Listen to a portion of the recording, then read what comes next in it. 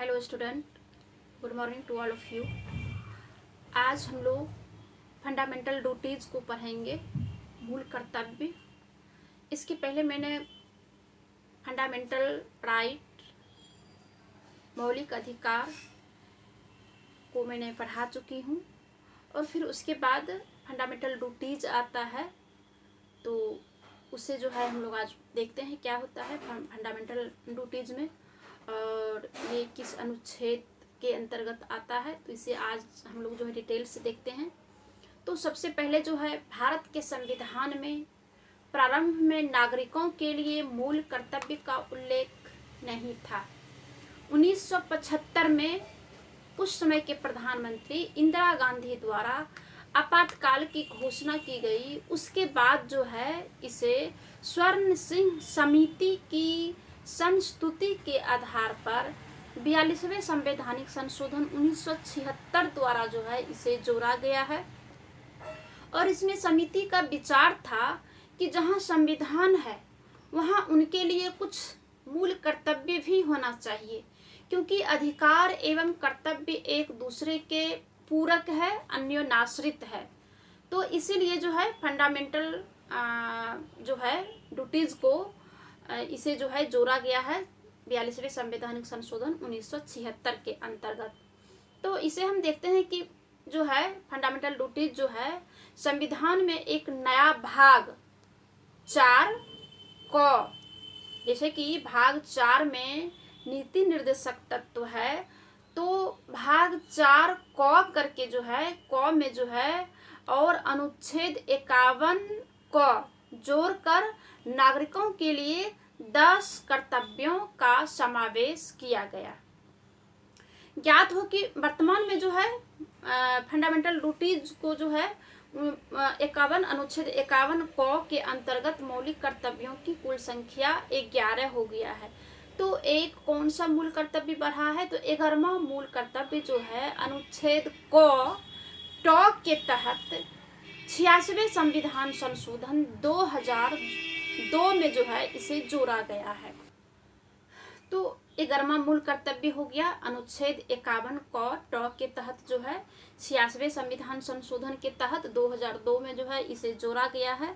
तो इसमें जो है क्या जोड़ा गया है कि 606 से 14 वर्ष के बच्चों को माता पिता जो है एवं संरक्षकों का यह कर्तव्य होगा कि वे स्वयं पर आश्रित बच्चों को शिक्षा प्राप्त करने का अवसर प्रदान करें।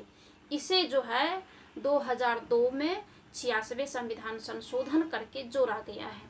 अब जो है साम्यवादी देशों में जो है पूर्व सोवियत संघ जो है विश्व का सबसे प्रथम देश था जिसने कि अपने संविधान में नागरिकों के मूल कर्तव्यों का स्पष्ट उल्लेख किया था और कहा गया कि भारतीय संविधान में मूल कर्तव्यों की व्यवस्था पूर्व सोवियत संघ के संविधान से ली गई है। और जापान के बाद भारत ही ऐसा दूसरा प्रजातांत्रिक देश है जिसके संविधान में मौलिक कर्तव्यों को जो है स्पष्ट रूप से उल्लेख किया गया है। और फिर इन्हें यूएनओ में भी जो है धारा 29(1) के तहत मानवाधिकारों के सार्वभौमिक यानी universal declaration of human right के साथ भी जो है इसे सामंजस्य किया है। अब हम देखते हैं कि वो कौन सा जो है 10 कर्तव्य है। तो अनुच्छेद 51 क के अनुसार भारत के प्रत्येक नागरिक का यह कर्तव्य होगा कि वह नंबर 1 संविधान का पालन करे और उसके आदर्शों, संस्थाओं, राष्ट्रध्वज और राष्ट्रगान का आदर करे। दूसरा है स्वतंत्रता के लिए हमारे राष्ट्रीय आंदोलन को प्रेरित करने वाले उच्च आदर्शों को हृदय में संजोए रखे और उनका पालन करे। तीसरा है कि भारत की प्रभुता यानी जिसे संप्रभुता भी कहते हैं, एकता, अखंडता की रक्षा करे और उसे अक्षुण्य बनाए रखे।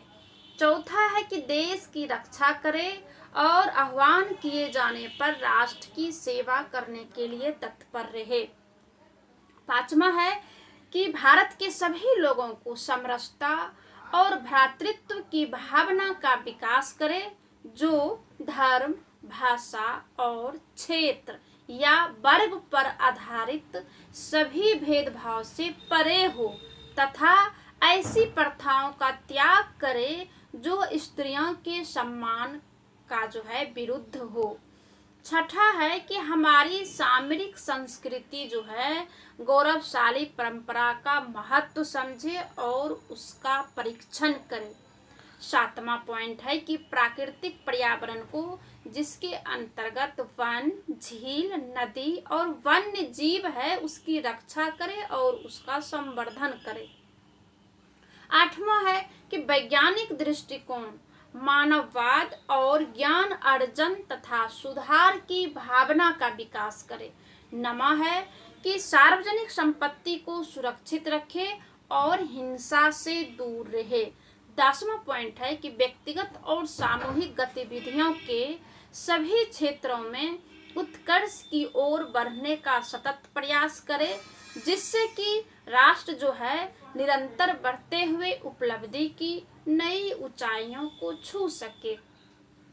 अब जो है कि 11वां पॉइंट जो कि 86वें संवैधानिक संशोधन 2002 में जो जोड़ा गया है, तो इसे जो है 6 से 14 वर्ष की आयु के बच्चों के माता पिता और प्रतिपाल्य के संरक्षक उन्हें शिक्षा के अवसर प्रदान करे, यानी शिक्षा को अनिवार्य कर दिया गया है 6 से 14 साल के बच्चे को।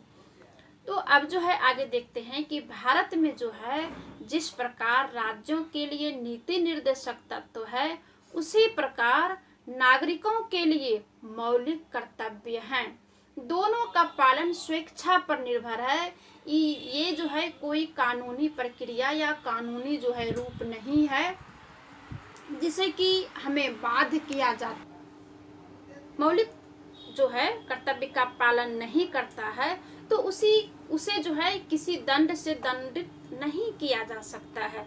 जैसे कि मूल अधिकार में कोई भी अगर किसी भी अधिकार का अगर हनन होता है तो जैसे कि हम सुप्रीम कोर्ट, हाई कोर्ट जा सकते हैं और उसे दंडित किया जा सकता है, तो वो प्रावधान जो है मौलिक कर्तव्य और नीति निर्देशक तत्व में नहीं है। इस संबंध में MC मेहता बनाम भारत संघ के मामले में उच्चतम न्यायालय द्वारा कहा गया था कि संविधान के अनुच्छेद 51 क खंड 6 के अंतर्गत राज्य सरकार का यह कर्तव्य होगा कि वह देश की शिक्षण संस्थाओं को सप्ताह में 1 घंटे पर्यावरण संरक्षण की दिशा निर्देश दे सके। और इस परिप्रेक्ष्य में गांधी का अधोलिखित कथन था कि हमें मूल कर्तव्य के प्रति समर्पित करता है। अधिकार का स्रोत कर्तव्य है, यानी अधिकार का स्रोत कर्तव्य है। यदि हम सब अपने कर्तव्यों का पालन करें तो अधिकारों को खोजने हमें कहीं दूर जाने की आवश्यकता नहीं पड़ेगी। अब जो है यदि अपने कर्तव्यों को पूरा किए बगैर हम अधिकारों के पीछे भागते रहेंगे तो वह छलावे की तरह हमसे दूर भागते रहेंगे।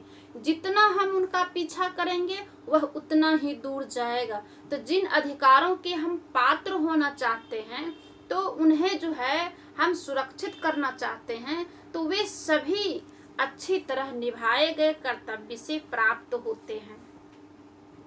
अब जो है मूल कर्तव्यों का महत्व तो क्या है इसे हम देखते हैं। तो आलोचनाओं एवं विरोध के बावजूद भी मूल कर्तव्यों की विशेषताओं को निम्नलिखित दृष्टिकोण के आधार पर स्वीकार किया जा सकता है। जैसे नागरिकों की तब मूल कर्तव्य सचेतक के रूप में सेवा करते हैं जब वे अपने अधिकारों का प्रयोग करते हैं। नागरिकों को अपने देश, अपने समाज और अपने साथी नागरिकों के प्रति अपने कर्तव्य के संबंध में भी जानकारी होना चाहिए। दूसरा है कि मूल कर्तव्य जो है राष्ट्र विरोधी एवं समाज विरोधी गतिविधियां जैसे राष्ट्रध्वज को जलाने, सार्वजनिक संपत्ति की नष्ट करने के खिलाफ चेतावनी के रूप में करते हैं।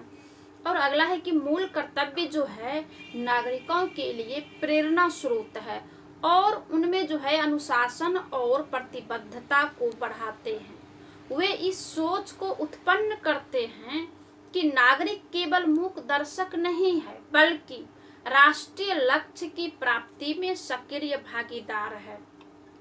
अगला है कि मूल कर्तव्य जो है अदालतों को किसी विधि की संवैधानिक वैधता एवं उनके परीक्षण के संबंध में सहायता करते हैं। और 1992 में उच्चतम न्यायालय ने व्यवस्था दी थी कि किसी कानून की संवैधानिकता की दृष्टि से व्याख्या में यदि अदालत को पता लगे कि मूल कर्तव्य के संबंध में विधि में प्रश्न उठाते हैं तो अनुच्छेद 14 और अनुच्छेद 19 के संदर्भ में इन्हें तर्क संगत माना जा सकता है और इस प्रकार ऐसी विधि को असंवैधानिकता से बचाया जा सकता है। अब जो है वर्मा समिति जो है इस पर क्या टिप्पणी किया है, इस पर जो है मूल कर्तव्य पर टिप्पणियां किए हैं। तो देखते हैं कि पहला है कि राष्ट्र गौरव अपमान निवारण अधिनियम 1971, यह जो है भारत के संविधान, राष्ट्रीय ध्वज और राष्ट्रीय गान के अनादर का निवारण करता है। यानी जो भी राष्ट्रीय ध्वज और राष्ट्रीय गान का अनादर करता है उसका यह निवारण करता है। दूसरा है कि बहुत से आपराधिक कानून लोगों के मध्य भाषा, जैसे कि भाषा, मूल, वंश, जन्म, धर्म, स्थान आदि के आधार पर विभेद फैलाने वाले को दंड देने की व्यवस्था करते हैं। और जो है जैसे कि सिविल अधिकार संरक्षण अधिनियम 1955 है, जिसमें कि जाति एवं धर्म से संबंधित अपराधों पर दंड की व्यवस्था करता है।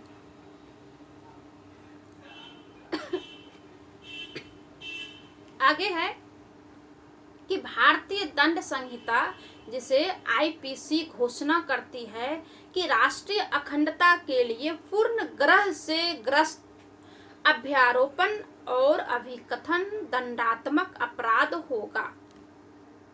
और आगे है कि मूल कर्तव्य एक सचेतक के रूप में नागरिकों को जो है अपने देश, समाज तथा लोगों के प्रति कर्तव्यों के बारे में जानकारी उपलब्ध कराने में सहायता प्रदान करते हैं। और इसके द्वारा राष्ट्र प्रेम, त्याग, सेवा एवं बलिदान की भावना जागृत होता है, जो राष्ट्र निर्माण हेतु महत्वपूर्ण माना जाता है।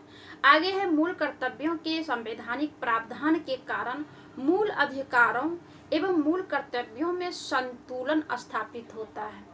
और लास्ट में हम कह सकते हैं कि मूल कर्तव्यों को विधि द्वारा लागू किया जाता है और इनमें से किसी के भी पूर्ण ना होने पर या असफल होने पर संसद उनमें उचित अर्थदंड या सजा का प्रावधान कर सकती है। आज जो है मूल कर्तव्य का इतना ही है। जय हिंद।